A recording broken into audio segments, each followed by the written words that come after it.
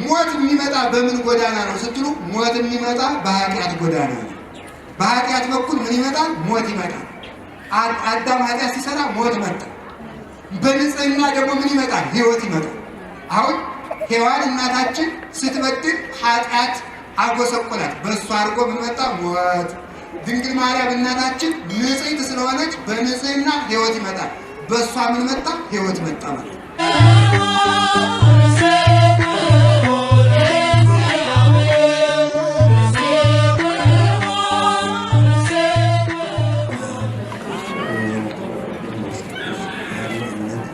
በስመ አብ ወወልድ ወመንፈስ ቅዱስ አሐዱ አምላክ። በስመ አብ ወወልድ ወመንፈስ ቅዱስ አሐዱ አምላክ። በባሕርይ ሞት በመንግሥቱ ሽረት የሌለበት ቅድመ ዓለም የነበረ ዓለምን የፈጠረ ዓለምን አሳልፎ የሚኖር የአባቶቻችን አምላክ የቅዱስ እግዚአብሔር በሀብት ስሎ በረድኤት አቅርቦ በቅዱስ ቦታው ስለሰበሰበን ለዚህም ቀን ስላደረሰን ስሙ የተመሰገነ ይሁን። እግዚአብሔርን የወለደችልን እናታችን ቅድስት ድንግል ማርያም ወላዲተ አምላክ ቅዱስ ሥጋውን የቆረሰበት ቅዱስ ደሙን ያፈሰሰበት ቅዱስ መስቀሉ መላእክት፣ ቅዱሳን ነቢያት በዛሬው ዕለት ከምናከብረው መሠረተ ሃይማኖት ከሚሆን ከሐዋርያው ከቅዱስ ዮሐንስ ጀምሮ ሌሎችም ሐዋርያት፣ ሰማዕታት፣ ደናግል፣ መነኮሳት፣ ቅዱሳን እግዚአብሔር ያከበረው ስማቸው የከበረ ይሁን። በረከታቸው ይደርብን።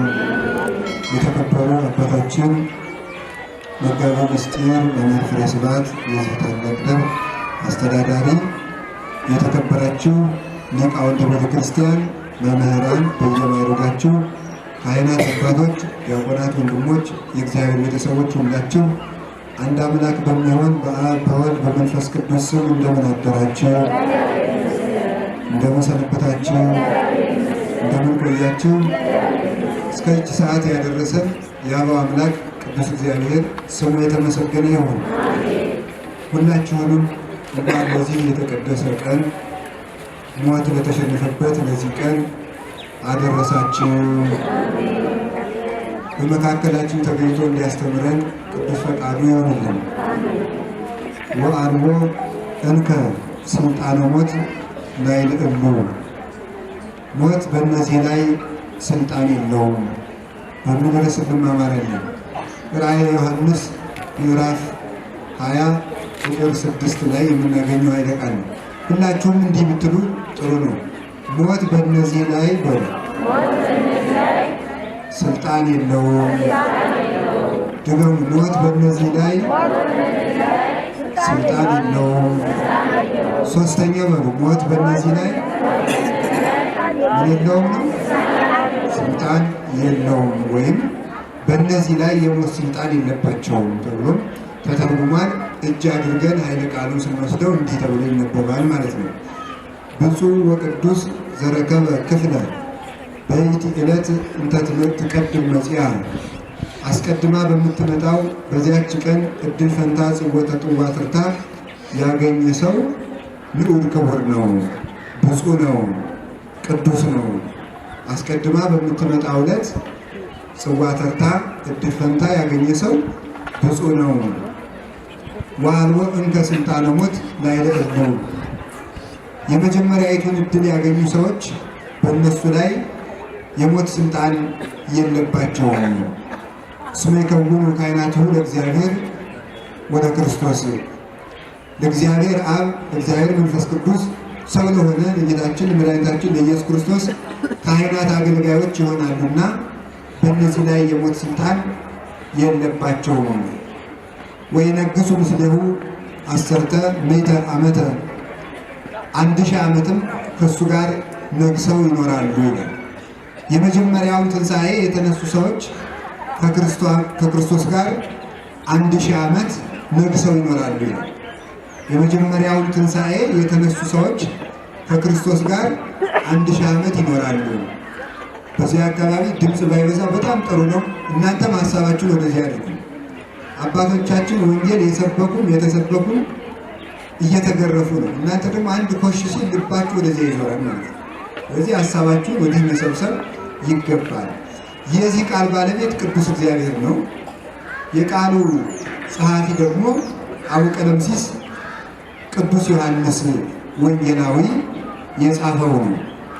እንግዲህ የመጀመሪያው ትንሣኤ ብሎ የጻፈው ነገር አለ። አንድ ሰው ሞትን ማሸነፍ የሚችለው በምንድን ነው ሲባል የመጀመሪያውን ትንሣኤ በማግኘት ነው ብሎ ይናገራል። አሁን በዚህ ወራት የመጀመሪያው ትንሣኤ መጥቷል፣ የመጀመሪያው ትንሣኤ ተቃርቧል ብለው የሚያጭበረብሩ ሰዎች አሉ። ራዕየ ዮሐንስ ምዕራፍ 20 መሰረት አድርገው ሐዋርያው ባልተናገረው መንገድ ያለ ዓላማው የገዛ ፈቃዳቸውን ዓላማ አድርገው የእግዚአብሔርን ቃል መጠቀሚያ የሚያደርጉ ሰዎች አሉ። የዓለም ትንሣኤ ተቃርቧል፣ የኢትዮጵያም ትንሣኤ ተቃርቧል ብለው ራዕየ ዮሐንስን ምዕራፍ 20 መሰረት አድርገው የሚንቀሳቀሱ ሰዎች አሉ። ለመሆኑ የኢትዮጵያ ትንሣኤም ሆነ የዓለም ትንሣኤ ወይም የመጀመሪያው ትንሣኤ ምንድን ነው? ሞትን የሚያሸንፉ ሰዎችስ ምንድን ናቸው? አንዳንድ ሰዎች ሞትን ለማሸነፍ በምዝገባ ላይ ናቸው። ሰምታችሁ እንደሆነ በየሚዲያው አሁን ሞትን ለማሸነፍ ሰው ሁሉ እየተሯሯጠ ምዝገባ ላይ ነው። አንዳንዶቹ ይህንን አሁን የምታዩትን ቀይ ቢጫ አረንጓዴ ባንዲራ ከቤቱ የሰቀለ ሰው ሞት አይነካውም ተብሎ አዋጅ እየነገረ ሰው ሁሉ እንዲህ ያለ ባንዲራ እየቆረጠ በየመስኮቱ እያንጠለጠለ በኪሱ ሁሉ ይዞ የሚራመድ አለ። አንዳንዱ ደግሞ ቀይ ቢጫ አረንጓዴ ፎጣ ገዝቶ ለብሶ ያንን ለብሶ በመዋሉ ሞትን የሚያሸንፍ ሰው የሚመስለው ሰውም አለ። እንዲህ ነው ወይ ግን ሞትን ማሸነፍ የሚቻለው በምንድን ነው? እርግጡን ቅዱስ ዮሐንስ ነግሮናል። እሱስ ሞትን ያሸነፈ በምንድን ነው? አሁን ዛሬ ጥር 4 ቀን ቅዱስ ዮሐንስ ሞትን ያሸነፈበት ቀን ነው። የቤተ ክርስቲያንም ትልቅ የተስፋዋ ቀን ነው። ይሄ ቀን በእውነቱ ተስፋዋን አስረግጣ ያየችበት ቀን ነው። ስለዚህ ትንሣኤ ልቡና ነው የሚባለው። ሰው ከሞት የሚያመልጥባቸው መንገዶች ምንድን ናቸው ሲባሉ የመጀመሪያው እምነት ነው። በእግዚአብሔር ያመነ ሰው ሞት አያሸንፈው። አንትሙኒ ተሐዩ እስመ አነ ሕያው፣ እኔ ሕያው ነኝና ከኔ ሕያውነት የተነሳ እናንተም ሕያዋን ትሆናላችሁ። እግዚአብሔር ሕይወት ስለሆነ በእግዚአብሔር ያመነ ሰው ሞትን ያሸንፋል። አነ ውእቱ ትንሣኤ ወሕይወት፣ እኔ ትንሣኤና ሕይወት ነኝ።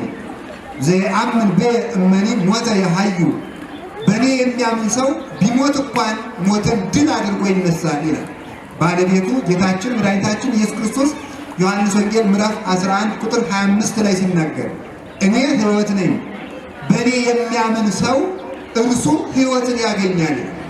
እሱ ሕይወት እንደሆነ የሚያምን ሰዎች የሞት ስልጣን በእሱ ላይ የለባቸውም። በክርስቶስ ስም ያመኑ፣ በክርስቶስ ስም የተጠሩ ሰዎች፣ በእሱ ስም የተጠመቁ ሰዎች ሞት በእነሱ ላይ አይሰለጥንባቸውም። ለምን? እርሱ ሕያው ስለሆነ። ከሕያው ስር አነ ውእቱ ጉንደ ሐረገ ወይን፣ እኔ የወይን ሐረግ ነኝ፣ ወአንትሙ አይጹቂሁ፣ እናንተ ቅርንጫፎች ናችሁ ብሎ ተናግሯል። ተመልከቱ፣ እሱ የሕይወት ዛፍ ነው። እሱ የሕይወት ዛፍ ነው። በእሱ ስናምን ደግሞ እኛ የሕይወት ዛፍ ቅርንጫፎች ነን። የሕይወት ዛፍ ስለሆነ የሕይወት ዛፍ አይነቀልም፣ የሕይወት ዛፍ አይደርቅም፣ የሕይወት ዛፍ አይፈርስም፣ የሕይወት ዛፍ አይበሰብስም፣ የሕይወት ዛፍ አይቃጠልም፣ የሕይወት ዛፍ አይነቀልም፣ ውሃም አይወስደውም፣ ነፋስም አይወዘውዘውም። እኛ ደግሞ ከሕይወት ዛፍ ስለበቀልን እሱ ያመንበት አምላክ ሕይወት ስለሆነ ከእሱ በእምነት የበቀልን ስለሆን እኛን ሞት ሊነቅል አይቻለውም። ስለዚህ ምን አለ ተመልከቱ፣ ዝቅ ብሎ ዮሐንስ 15 ላይ አኮ አንተሙ ዘሐረይክሙኒ፣ እናንተ አልመረጣችሁኝም፣ አላ አነ ሐረይኩክሙ፣ እኔ መረጥኳችሁኝ። ተመልከቱ፣ ወእሬሰክሙ ከመ ትሁሩ ወፍሬ ትፍረዩ፣ እንድትሄዱ በዓለም እንድትሰማሩ ፍሬ እንድታፈሩ እልካችኋለሁ። ወውእቱ ፍሬክሙ ይነብር ለዓለም፣ ይህ ፍሬያችሁም ለዘላለም ይኖራል። ይህ ፍሬያችሁ ለዘላለም ይኖራል ያለው ከዘላለም ዛፍ ከእሱ ስለበቀልን ነው። እርሱ የሕይወት ዛፍ ስለሆነ ነው። ስለዚህ በኢየሱስ ክርስቶስ ያመኑ ሰዎች፣ በእሱ ስም የተጠሩ ሰዎች የሞት ስልጣን የለባቸውም። ስለዚህም ነው ዮሐንስ ወንጌላዊ በእርሱ በእርግጥ ያመነ እምነቱንም በተግባር ያስረገጠ ሞትን ሳይፈራ በክርስቶስ ማመኑን በሞት አደባባይ የመሰከረ አባት ስለሆነ በዛሬው ዕለት ጥር 4 ቀን ሞትን ድል አድርጎ ከሞት ኃይል የተሰወረው እግዚአብሔር ሕያው እንደሆነ በሞት ፊት ስለመሰከረ ነው። 11ዱም ሐዋርያት ጌታችን መድኃኒታችን ኢየሱስ ክርስቶስ ሲያዝ የፍጥኝ ታስሮ ሲሄድ ሁሉም ፈርቶ ሲሸሽ፣ እርሱ ግን ክርስቶስ ሕይወት ነው፣ ከሕይወት ጋር ሆኜ ምን ያስፈራኛል?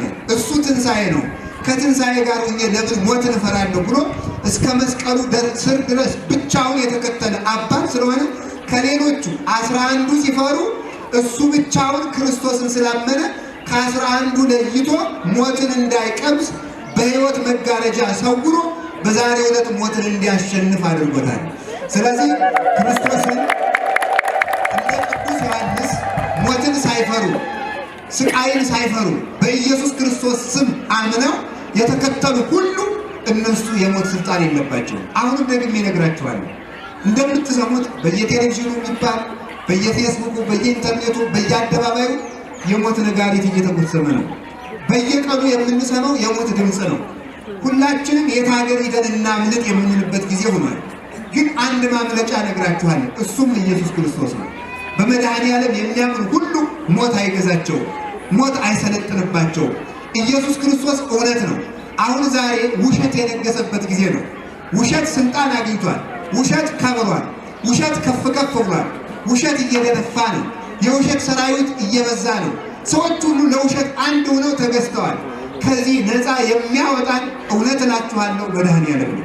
እርሱም እንዲህ ብሎ ተናግሯል፣ ወጽድቅኒ ታግዕዘክሙ፣ እውነት ነፃ ታወጣችኋለች ብሏል። ዮሐንስ ወንጌል ምዕራፍ 8 ላይ እውነት ነፃ ታወጣችኋለች። እውነተኛ ንግግር ይኖራል። እውነተኛ ዳር ይኖራል።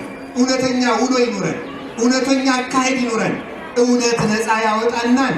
በእውነት ያመነው ዮሐንስ ነፃ ወጥቷል። የሞትን ጥርስ ሰብሮ ተሰውሯል። የሞትን ዓይን አውሮ ተሰውሯል። ሞት አልደረሰበትም።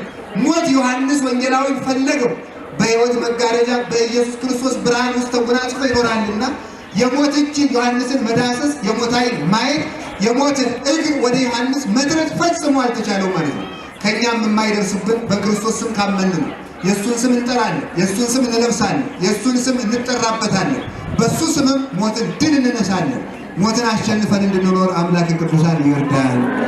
ሌላስ ደግሞ ምንድን ነው? ተመልከቱ። ከኢየሱስ ክርስቶስ አያችሁ፣ ዘየአምን በየ በእኔ ያምን አይሞትም አለ። በእሱ አምን አልሞተም። ሁለተኛ በእኔ ስም የተጠመቀ ይድናል አለ። ማርቆስ 16:16 ላይ እንዲህ አለ፣ ዘአምነ ወዘተጠምቀ ይድን፣ ያመነ የተጠመቀ ይድናል። ዘየአምነ ወዘተጠምቀ ይደየን፣ ያላመነ ያልተጠመቀ ይፈረድበታል። ጥምቀታችሁ ያድናችኋል፣ አትፍሩ። እውነቴን ነው። አሁን እኮ እንግዲህ ጥምቀት መጥቷል። ጥምቀትን እኮ የምናከብረው እኮ ወንዝን እናከብር እኮ አይደለም። አሁን ስለተጠመቅን መጠመቅ ከሞት ያድናል። መጠመቅ ከባርነት ያድናል። መጠመቅ ከአጋንንት እጅ ያወጣል። መጠመቅ እሳት ያጠፋል። በውሃ እኮ የምንጠመቀው ውሃ ውስጥ ብንጣል ከውሃው ውስጥ ለመውጣት ነው። በውሃ የምንጠመቀው እሳት ቢነድብን በጥምቀት ለማጥፋት። ስለዚህ ምን አለ ተመልከቱ፣ ጥምቀታችን ማሸነፊያችን ነው። ጥምቀታችን ኃይላችን ነው። አሁን ስታስቡት ጥምቀትን ስታከብሩ ሕይወትን እያስባችሁ መሆን አለበት። አሁን እውነት ነው የምነግራችሁ፣ አንድ ትልቅ ደስታ የምነግራችሁ፣ ክርስቲያን ሆኖ በ40 ቀን በ80 ቀን የተጠመቀ ሁሉ የሞት ስልጣን በሱ ላይ አይሰራም። ጥንቆላም ቢሆን ሟርትም ቢሆን መሳሪያም ቢሆን እሳትም ቢሆን በክርስቲያኖች ላይ ሞት ስልጣን የለውም። ክርስቲያኖች እየሞቱ አይደለም ልትሉ ትችላላችሁ። አሁን ክርስቲያኖች እንሞታለን፣ ግን ስንሞት ልብ ብላችሁ ስሙ። ቤተ ክርስቲያን በዚህም ቢሆን ታተርፋለች። ክርስቲያን በክርስቶስ አምኖ ሲሞት ተሸነፈ አይባልም። እንግዲህ ተሸነፈ የሚባለው መቼ ነው? ወይ ክርስቶስን ካድና በሕይወት ኑር፣ ወይ ክርስቶስን ካመንክ እንገድልሃለን ይሉታል። አይ ክርስቶስን አልክድም ብሎ ተመልከቱ፣ በእሳት ያቃጥሉታል፣ በመጋዝ ይሰነጥቁታል፣ በምሳር ይፈልጡታል። በዚህ ሁሉ ለእነዚያ ሰዎች የክደት ሀሳብ ሳይሸነፍ ክርስቶስን እንደያዘ ከሞተ ይሄ ሰው አሸናፊ ነው ማለት። ማሸነፍ ማለት ለዓለም ሀሳብ አለመሸነፍ ነው እንጂ አለመታመም አይደለም። ራስ ፍልጠት ላይ ይዘን አላመንነውም። ሆዳችን ላይ ቆርጠን አላመንነውም። ላንታሰር አላመንነውም። ላንቀበር አላመንነውም። ወይም ደግሞ በመጋዝ ላንሰነጠቅ አይደለም ያመንነው። ማመን ማለት ዓለም ላዘጋጀችው ሀሳብ ሞትን ፈርቶ አለመሸነፍ ማለት ነው። አለመካድ ማለት ነው። ዓለም ካዱ ካልካዳችሁ በዚህ እሳት እቀቅላችኋለሁ። አልክድም። እሳት ውስጥ ገብተን ለሀሳቧ ሳንሸነፍ የእኛ ሀሳብ አሸንፎ ስንወጣ ያምን ይባላል? ሞትን ማሸነፍ ይባላል። ያመነ የተጠመቀ ይድናል። የሚያድነን እምነታችን፣ የሚያድነን ጥምቀታችን ነው። በቀር ሁላችሁ በእያንዳንዱ ባይታዊ ብትጠቁ፣ በእያንዳንዱ ይህን ሰንደቅ ዓላማ ይዛችሁ በየቤታችሁ ብታንጠለጥሉ በብልጣብልጥነት መዳን አይቻልም። የሚዳነው በሃይማኖትና በጥምቀት ነው። ዮሐንስ ተጠመቀ፣ በጥምቀቱ ስራ ሰራበት። ትመስል መንግሥተ ሰማያት ይላል። ተመልከቱ ተመልከቱ። መንግሥተ ሰማያት ሕገ ወንጌል፣ ሕገ ወንጌል ተስፋ እግዚእነ ኢየሱስ ክርስቶስ ይላል። ተመልከቱ። ሶስት መስፈሪያ ዱቄትን ወስዳ የለወሰች ብልህ ሴትን ትመስላለች ይላል። መንግሥተ ሰማያት ሕገ ወንጌል ተስፋ ሰለስቶ ተመልከቱ። መስፈርተ ሐሪጽ ወነሰዓቶ ብእሲት ተመልከቱ። ሶስት መስፈሪያ ዱቄት ትመስል መንግሥተ ሰማያት ብሁአ ብልህ ሴት በሶስት መስፈሪያ ዱቄት የለወሰችውን እርሾ ትመስላለች ነው። ወአብአ ኩሎ የእርሾ ሶስቱንም መስፈሪያ ዱቄት አቦካ። መንግሥተ ሰማያት ምን ትመስላለች ተብላችሁ ብትጠየቁ ምን ትላላችሁ? ብልህ ሴት በሶስት መስፈሪያ ዱቄት የለወሰችውን እርሾ ትመስላለች። ምን ብልህ ሴት የተባለች ብዙ ትርጉም ስላለች ከርዕሴ ጋር የምትገናኘው ብቻ ነው። ሌላውን ከመምህራችን ማወርታላችሁ። ብልህ ሴት የተባለች ማናት? ነፍስ ናት። እስኪ ነፍስ በሉ። ብልህ ሴት ማናት? ነፍስ ብልህ ሴት ትባላለች። ሶስት መስፈሪያ ዱቄት የተባለች ማን ናቸው? አብ ወልድ መንፈስ ቅዱስ ነው። እርሾ የተባለ ምንድን ነው? ጥምቀት ነው። ብልህ ሴት ነፍስ ናት። ሶስት መስፈሪያ ዱቄት አብ ወልድ መንፈስ ቅዱስ ነው። እርሾ የተባለ ጥምቀት ነው። ብልህ ሴት ወስዳ ይህንን አወካችሁ ማለት ብልህ ነፍስ ናት። በአብ በወልድ በመንፈስ ቅዱስም ተጠምቃ በጥምቀት እርሾ ተጠምቃ ከዚያ ምን አደረገች? በሥላሴ ስም ከብራ ወስዳ አወካችሁ ማለት ስራ ሰራችበት ማለት።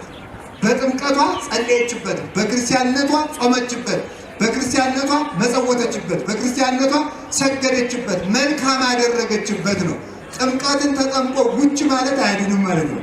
ወስዶ ሶስቱን መስፈሪያ ዱቄት ማብካት መለወስ ይገባል። ስራ መስራት ነው። በቅር ተጠምቆ ክርስቲያን እየተባሉ መስረቅ፣ ክርስቲያን እየተባሉ ማውደልደል፣ ክርስቲያን እየተባሉ መጣላት አያድንም። ተጠመቀ ዮሐንስ፣ ስራ ሰራበት፣ ጸለየበት፣ ሰገደበት፣ ትሑት ሆነበት። ልብሱን ይገርማቸዋል። አሮጌውን ልብስ ሰብስቦ በዚያ የወደቀውን ድሪቶ ሰብስቦ ይሰፋዋል። ቅዱስ ዮሐንስ ይሰፋና እስቲ ቆይ ይሄ ልብስ ጥሩ መሆኑን ብሎ ወስዶ ከአጥሩ ላይ ያሰጠዋል። ሰዎች ይዘውት ከሄዱ ይሄ ልብስ ጥሩ ነው ማለት ነው አልለብሰውም ብሎ ከዚህ በኋላ በጣም ቆሻሻውን ሰብስቦ ይሰፋና እንደገና ደግሞ ሰዎች ምራቃቸውን ተፍተውበት ተጸይፈውበት ከሄዱ ይሄ ነው ለኔ የሚገባኝ ብሎ ያንን ይለብስ ነበር። ስራ የሚሰራ ጸሎት የሚጸልይ የሚሰግድ በንጽህና መላእክትን የሚመስል የሌት ተቀን በትጋት የሚኖር በቅድስና የከበረ ስለነበረ ብልህ ሰውነቱ ጥምቀትን ስራ ስለሰራችበት በዚህ ከሞት ዳነ። እኛም በጥምቀታችን ስራ ሰርተን ለመዳን ያብቃን። አሁን እንግዲህ ጥምቀት መጥቷል። ጥምቀት ማለት ተመሳሳይ ቲሸርት አሰፍቶ መዝፈን አይደለም። ቢከፋችሁ ባይከፋችሁ ነፍሳችሁ ትዳንልኝ እንጂ እናንተ እንድትወዱኝ አይደለም የምሰብከው። እዚህ ስጨፍሩ ስለዋላችሁ የጥምቀት ዕለት ዘፈን ነው። በክርስቶስ ስም መዘመር ነው እንጂ መዝፈን ይቻላል? በክርስቶስ ስም መጨፈር ይቻላል? በክርስቶስ ስም ተሰብስቦ በየሰፈሩ እየተደራጃችሁ ወጣቶች የምትጣሉ ትክክል ነው። በጥምቀታችሁ ምን ስራ ሰራችሁበት? ጾማችሁበት? ጸለያችሁበት? ሰገዳችሁበት? በሰላም ኖራችሁበት? አስቀደሳችሁበት? ኪዳን አደረሳችሁበት? መጽሐፍ ተመለከታችሁበት? ሰውነታችሁን በንጽህና ጠበቃችሁት ነውስ? በጥምቀታችሁ አመነዘራችሁበት ወይ? በጥምቀት ስራ የሰራ ይድናል። ዮሐንስ በጥምቀቱ ስራ ሰርቶ ዳነ። እኛም እንድንድን እግዚአብሔር ይርዳን። እግዚአብሔር ይርዳን። ሶስተኛ የሚያድን ምንድን ነው? ሞት ስልጣን የሌለባቸው ምን ያደረጉ ሰዎች ናቸው? ስጋ ወደሙን የተቀበሉ ሰዎች ናቸው። ዘበላ ስጋዬ ወሰቴ ደሜ ቦ ሕይወት ዘላለም። ስጋዬን የበላ ሰው ደሜን የጠጣ ሰው የዘላለም ሕይወት አለው። ልብ ብላችሁ ስሙ። በኖህ ዘመን ሰዎች ኃጢአት ሰርተው የንፍር ውሃ መጣና ዓለምን አጠፋት። ዓለምን ሲያጠፋት ተመልከቱ። በኋላ ኖህ ዓለም በሙሉ ከጠፋ በኋላ እግዚአብሔር ኖህን በመርከብ ካተረፈ በኋላ እዚህ በኋላ ዓለምን እንዳላጠፋው ቀስተ ደመና በሰማይ ላይ ዘረጋለሁ፣ እንግዲህ የንፍር ውሃ አይመጣም ብሎ እግዚአብሔር ላለመቀሰፋችን ምን አደረገ? ያችን ባንዲራ በሰማይ ላይ ዘረጋት ማለት ነው። አሁን ሊቃውንቱ ይህንን ተረጎሙ። እንድንድን ከሞት እንድናመልጥ ከኖህ በኋላ የጥፋት ውሃ እንዳይወርድ እግዚአብሔር ቀስተ ደመናን እንደዘረጋ በሐዲስ ኪዳን ደግሞ ዛሬ እንዳንጠፋ እንድንድን ሞትን እንዳናመልጥ ቀስተ ደመናችን ምንድን ነው ብለው ይጠይቃሉ። ቀስተ ደመናችን የክርስቶስ ሥጋና ደም ነው ይላል። የክርስቶስ ሥጋና ደም ቀስተ ደመና ነው። እንዲህ ብለው ይናገራሉ። አሁን ኋላ ቅዳሴ ተቀድሶ ሥጋውን ደሙን ተቀብለን ከተመለሱ በኋላ ያቀረበን ካህን ከመቅደስ ገብቶ እንዲህ የሚል ጸሎት ይጸልያል። ናሁ ማእከሌነ ወማእከሌከ ስዩም ትምህርተ መሐላ ሥጋከ ወቀስተ ኪዳንከ ደም ኢየሱስ ክርስቶስ መሥዋዕተ ሰላም በከመ ተገብረ ቀስተ ደመና አመ ተአይህ ዓለም ዝናመ ጀጋይነ ይጹ ጥብከ ልጓ ብሎ ይናገራል። ተመልከቱ። ምን ማለት ይመስላችኋል? ተመልከቱ። በከመ ተገብረ ቀስተ ደመና አመ ተአይህ ዓለም በንፍር ውሃ ስትጠፋ ቀስተ ደመና ተዘርግቶ የጥፋቱን ውሃ እንዳቆመው ዝናመ ጀጋይነ ይጹ ጥብከ ልጓም የታረደው ሥጋ የተቆረሰው ሥጋ የፈሰሰው ደም የኃጢአታችን ጎርፍ ያቁምልን። የኃጢአታችን ጎርፍ ያቁምልን። ዛሬ በኃጢአታችን ምክንያት ከሚመጣው ከመከራ ጎርፍ የሚያድነን ቀስተ ደመናችን ሰንደቅ ዓላማችን ምንድን ነው ካላችሁ የክርስቶስ ሥጋና ደም ነው። ይህንን ብጣሽ ይሄ የክርስቶስ ሥጋና ደም ምሳሌ ነው እንጂ ይህንን ብጣሽ ጨርቆስዳ መስኮት ብዘረጋ አትድኑም። እውነቴን ነው ነገራችሁ። የሚያድናችሁ የአምላክ ሥጋ የአምላክ ደም ነው። ቅዱስ ዮሐንስ የአምላክን ሥጋ የአምላክን ደም በመደበኛነት በመጀመሪያነት በቀዳሚነት ሐሙስ ማታ የተቀበለ ሐዋርያ ስለሆነ በክርስቶስ ደም የታተመ ስለሆነ በባሕር ተሳፍሮ ሲሄድ ገና ተሳፍሮ ሲሄድ ምን አደረገ? ሰይጣን መጣና መርከቢቱን ሰበራት። ደቀ መዝሙሩ አብሮኮሮስ በአንዱ ስባሪ፣ ዮሐንስ ወንጌላዊ በአንዱ ስባሪ ሆኖ ወደዚህ ሀገሩ ተለያዩ። ተመልከቱ። ምንድነው ይህንን ያዳነው? ጸጥ አድርጎ በሰማራ ጀልባ ያሻገረ ምንድነው ካላችሁ የአምላክ ሥጋ ነው፣ የአምላክ ደም ነው። ቅዱስ ዮሐንስን ከፈላ በርሜል ውስጥ ወርውረው ጥለውት ነበረ። ከፈላ በርሜል ውስጥ ወርውረው ሲጥሉት ውሃው ሳይቀቅለው ውሃው ሳይጠብሰው እንዲወጣ ያደረገው ምንድን ነው? የክርስቶስ ሥጋና ደም ነው። የክርስቶስ ለዚህ ነው ኅብስተ ሕይወት ዘወረደ እምሰማያት እያለ የሰበከ እሱ ነው። ከሰማይ የወረደ የሕይወት እንጀራ ይህ ነው ብሎ የተናገረ። ስለዚህ ቅዱስ ዮሐንስ ወንጌላዊ ቅዱስ ሥጋውን ክቡር ደሙን በንጽህና የተቀበለ ስለሆነ ሞት ሳይደርስበት በዛሬው ዕለት ተሰወረ። እኛም ሥጋውን ደሙን ተቀብለን ከሞት እንድንሰወር እግዚአብሔር ይርዳል። አላችሁን? አሁን ሌላ ደግሞ ልንገራችሁ። በኖህ ዘመን ውሃው ሲፈስ ውሃው ወደ ምድር እንዳይወርድ ዓለምን እንዳያጠፋ ቀስተ ደመና ነበረ። ዛሬ ደግሞ ተመልከቱ፣ የኃጢአታችን ጎርፍ እንዳያጠፋን እግዚአብሔር እንዳይቀስፈን የምታድነን አንዲት ቀስተ ደመና አለች። ያቺ ወላዲተ አምላክ እመቤታችን ናት። ስለዚህ ቅዱስ ዮሐንስ ያልሞተ ለምንድን ነው? በኖህ ዘመን ቀስተ ደመናይቱ የጥፋት ውሃ እንዳይወርድ አደረገች። በእኛ ዘመን ደግሞ የኃጢአት የመርገም ጎርፍ ተገዶ እንዲቆምልን ያደረገችን እውነተኛይቱ ቀስተ ደመና ማርያም ናት። ዮሐንስ ከሞት እንዲሰወር ያደረገችው እሞሙ ለኩሎሙ ሕያዋን። ተመልከቱ። የሕያዋን እናት፣ የሕይወት እናት፣ የትንሣኤያችን እናት፣ የድነታችን መሰረተ ሕይወት ማርያም ወጥንተ መድኃኒት ዘእምቀዲሙ የምትባል የድነታችን መጀመሪያ ማርያም እሷን ከመስቀሉ ስር ስለተቀበለ ዮሐንስ ከሞት የተሰወረ በእመቤታችን ጸሎት ነው። ማወቅ አለባችሁ። ዮሐንስ ወንጌል ምዕራፍ 19 ቁጥር 26 ላይ ሁሉም ሰው ሲበተን እሱ ከእመቤታችን ጋር ከመስቀሉ ስር ተገኘ። ስለዚህ ምን አደረገ? እነኋት እናትህ ብሎ እምከ ብሎ ሰጠው።